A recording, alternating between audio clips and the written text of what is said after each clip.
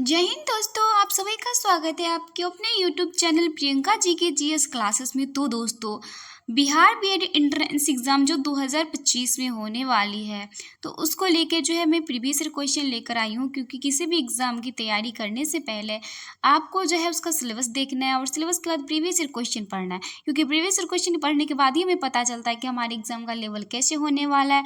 और Bihar BEd entrance exam में ऐसा होता है, प्रीवियस ईयर क्वेश्चन डिट्टो रहता है, सेम टू सेम ऐसे प्रीवियस ईयर क्वेश्चन रहता है, 10-12 क्वेश्चन रहता है। तो प्रीवियस ईयर क्वेश्चन को कम से कम आप अच्छे से कर लीजिए और उसके बेसिस पे आप और भी टॉपिक को कर सकते हैं उस लेवल के हिसाब से। तो आज हम करने वाले हैं शिक्षण अधिगम से टीचिंग लर्निंग एप्टीट्यूड जो होता है उससे हम करने वाले हैं 25 क्वेश्चन, जो पिछले साल पूछा गया क्वेश्चन है। आपका चक्षु पब्लिकेशन का है ये बुक, तो इसी से हम करने वाले हैं। और इसे प्रीवियस क्वेश्चन सभी में सेम ही रहता है। ओके, तो चलिए स्टार्ट करते हैं। तो क्योंकि टोटल 25 क्वेश्चन है। चैनल पे नए हैं तो प्लीज़ चैनल को सब्सक्राइब, वीडियो को लाइक ज़रूर कर दीजिएगा। तो हमारा पहला क्वेश्चन है कि प्रधानाध्यापक का प्रशासनिक गुण है। ऑप्शन ए है कुशल योजनाकार, बी है कुशल प्रशासक, सी है कुशल आयोजक एंड डी है आधिकारिक। तो एक जो प्रधानाध्यापक जो हेड मास्टर होते हैं स्कूल, उसका जो प्रशासनिक गुण वो क्या होता है? तो उसका जो प्रशासनिक गुण होता है कि एक कुशल प्रशासक होना होता है। क्या होता है? कुशल प्रशासक। आज हम बात करने वाले हैं बिहार बीएड एंट्रेंस एग्जाम 2025 की बेस्ट बुक के बारे में, जो कि चक्षु प्रकाशन का है। तो दोस्तों, चक्षु का जो है बिहार बीएड एंट्रेंस एग्जाम के लिए प्रैक्टिस सेट भी आता है, तो जिसे आप लेकर अपने एग्जाम और अपने सिलेक्शन को जो है वो पक्का कर सकते हैं। तो जो आपके बिहार बीएड एंट्रेंस एग्जाम तैयारी 2025 में महत्वपूर्ण भूमिका निभाएगा, चक्षु प्रकाशन का बिहार बीएड एंट्रेंस एग्जाम संयुक्त प्रवेश परीक्षा का गाइड और प्रैक्टिस सेट दोनों आता है। तो आप इसे लेकर अपना सिलेक्शन पक्का कर सकते हैं। नेक्स्ट क्वेश्चन है हमारा कि शिक्षक का सबसे महत्वपूर्ण कार्य है शिक्षण कार्य को व्यवस्थित करना, कक्षा में व्याख्यान देना, बच्चों की देखभाल करना, छात्रों का मूल्यांकन करना। तो शिक्षक का सबसे महत्वपूर्ण कार्य क्या है? इन चारों ऑप्शन को देखिए और बताइए कि सबसे जो एक शिक्षक का महत्वपूर्ण कार्य उसका विद्यालय में क्या होना चाहिए। तो इसका क्या आंसर जाएगा? शिक्षण कार्य को व्यवस्थित करना। क्या करना? शिक्षण कार्य को व्यवस्थित करना। नेक्स्ट क्वेश्चन है हमारा कि चरित्र का विकास होता है इच्छा शक्ति द्वारा, आचरण और व्यवहार द्वारा, नैतिकता द्वारा या सभी। और एक चीज़ दोस्तों, आप मुझे ये भी बताइएगा कि आपके 25 में से कितने क्वेश्चन सही हो रहे हैं, यानी कि जो आपका शिक्षण अधिगम है टीचिंग लर्निंग एप्टीट्यूड में आपके 25 में से कितने सही हुआ। आप एक तरह से अगर पढ़े भी है तो टेस्ट भी हो जाएगा आपका।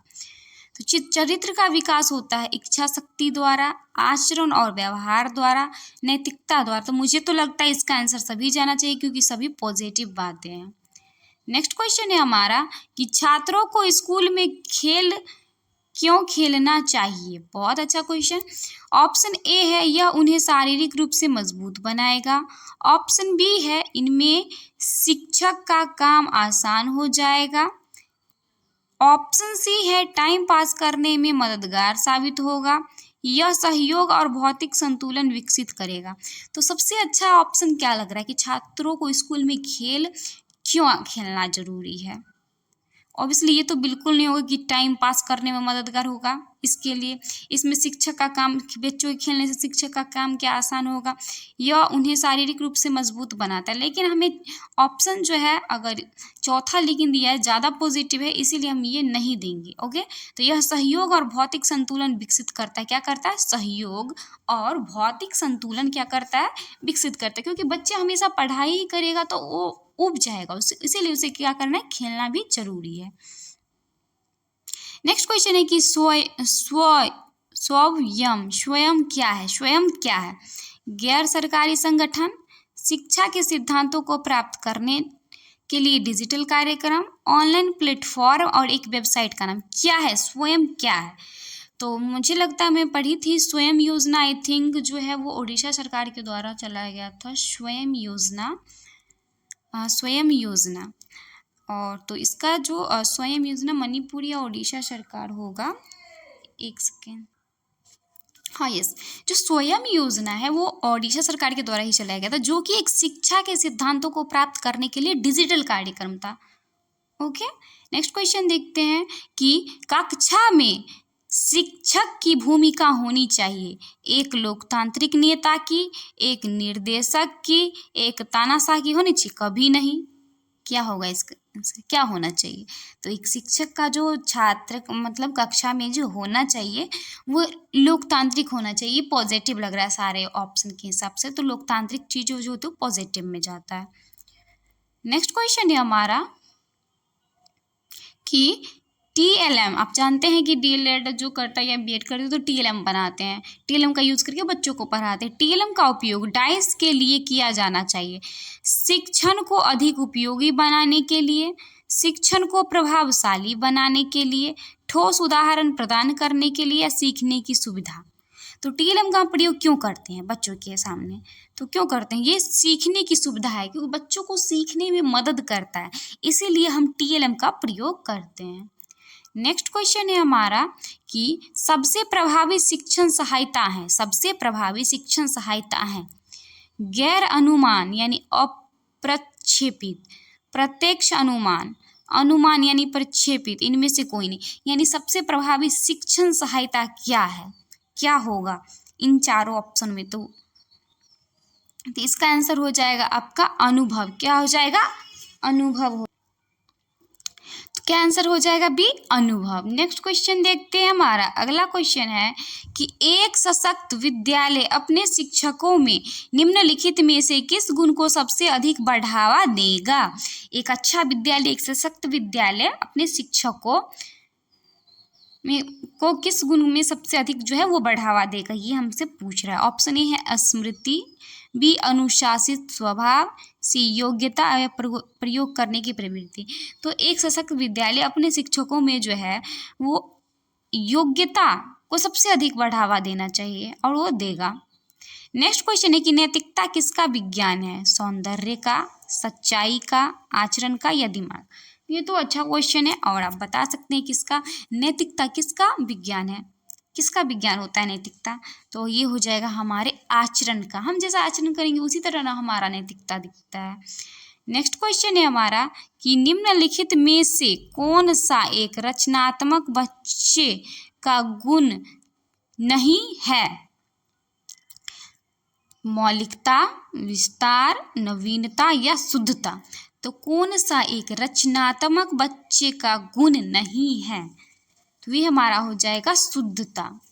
नेक्स्ट क्वेश्चन देखते हैं, अगला क्वेश्चन है निम्नलिखित शिक्षण विधियों में से कौन सी एक प्रगतिशील सिद्धांत पर आधारित है? निम्नलिखित शिक्षण विधियों में से कौन सी एक प्रगतिशील सिद्धांत पर आधारित है?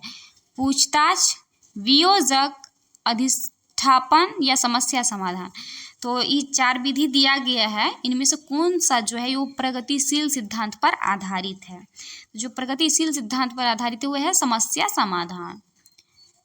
नेक्स्ट क्वेश्चन है कि शिक्षक मुख्य रूप से निम्नलिखित में से किस विधि द्वारा विद्यार्थियों के समूह व्यवहार का अध्ययन करता है? अवलोकन द्वारा, केस अध्ययन, प्रयोग, या इंटरव्यू यानी साक्षात्कार? तो शिक्षक मुख्य रूप से किस विधि द्वारा विद्यार्थियों के समूह व्यवहार का अध्ययन करता है? ऑप्शन ए अवलोकन करके। हम देखते, अवलोकन करने का मतलब होता है कि देखते हैं कि बच्चे को क्या आता है, नहीं आता है, उसका व्यवहार कैसे, वो उसको कैसे पढ़ाना चाहिए, ये होता अवलोकन करना। नेक्स्ट क्वेश्चन है कि निम्नलिखित में से कौन सा सामाजिक व्यवहार का उदाहरण नहीं है? निम्नलिखित में से कौन सा सामाजिक व्यवहार का उदाहरण नहीं है? दूसरों का उपकार करने का सिद्धांत, शेयरिंग, भीड़-भाड़, या सहयोग? तो निम्नलिखित में से कौन सामाजिक व्यवहार का उदाहरण नहीं है? तो हो जाएगा हमारा भीड़-भाड़। नेक्स्ट क्वेश्चन है लक्ष्य निर्देशित व्यवहार को अवरुद्ध करना है। लक्ष्य निर्देशित व्यवहार को अवरुद्ध करना है निराशा, विस्थापन, डिसआर्टिकुलेशन यानी विच्छेदन, या वृद्धि? इसका हो जाएगा निराशा। अगर हम लक्ष्य निर्देशित को अवरुद्ध करेंगे तो वो तो निराशा ही होगा ना। अगला क्वेश्चन देखते डियर फ्रेंड्स। नेक्स्ट क्वेश्चन है कि इनमें से कौन कक्षा की गतिविधि से संबंधित है? सिद्धांत, तरीका, दर्शन, या तकनीक? कक्षा की गतिविधि से चार ऑप्शन में से कौन जो है वो संबंधित है? ऑप्शन बी तरीका। नेक्स्ट क्वेश्चन है कि अनुशासनात्मक शब्द डाइस को प्रबंध तकनीक कहा जाता है? संचालन, नियंत्रण, आयोजन या योजना। तो अनुशासनात्मक शब्द योजना को प्रबंधन तकनीक कहा जाता है। Option D is the correct answer हो जाएगा। नेक्स्ट क्वेश्चन है कि सही प्रतिक्रियाओं और उचित व्यवहारों को बढ़ाने के लिए निम्नलिखित में से किसका उपयोग किया जाना चाहिए? इनाम, सख्ती, अज्ञानता या स्तुति। तो क्या इसका आंसर जाएगा बताइए दोस्तों? इसका आंसर हो जाएगा हमारा स्तुति। नेक्स्ट क्वेश्चन है हमारा कि पाठ्यक्रम का एक हिस्सा है पाठचर्या, कक्षा, गतिविधियां या समाज। तो पाठ्यक्रम का एक हिस्सा है, तो पाठ्यक्रम का एक हिस्सा क्या होता है? तो पाठ्यक्रम का एक हिस्सा होता है पाठचर्या। नेक्स्ट क्वेश्चन है कि यशपाल समिति रिपोर्ट 1993 में जो आया था उसका नाम है शिक्षक शिक्षा में आईसीटी, बिना बोझ के सीखना, प्रसारण के माध्यम से सीखना या उपयुक्त में से कोई नहीं। तो यशपाल समिति रिपोर्ट का संबंध किससे है? डायरेक्ट ये हमसे पूछ रहा है, तो इसका संबंध बिना बोझ के सीखना से संबंध है। नेक्स्ट क्वेश्चन है सीखने के उद्देश्य का अर्थ है अनुभव प्राप्त करना, संक्षिप्त परिणाम, शैक्षिक उपलब्धि या इच्छित सीखने के परिणाम। तो सीखने का उद्देश्य क्या है? हम ये बचपन से हमेशा सीखते हैं कुछ ना कुछ, लेकिन इसका जो है उद्देश्य क्या होता है? तो इसका उद्देश्य होता है इच्छित सीखने के परिणाम।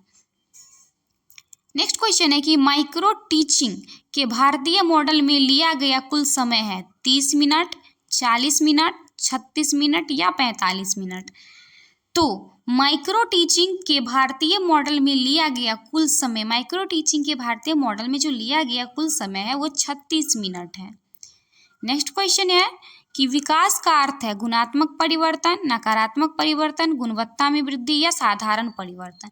तो विकास का अर्थ क्या होता है? विकास का अर्थ होता है गुणात्मक परिवर्तन। क्या होता है?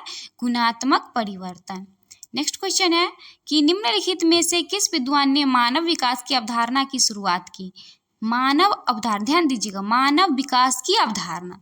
प्रोफेसर अमर्त्य सेन, एलन सी सेनपाई, डॉक्टर महबूब उल हक या रत्नचेल।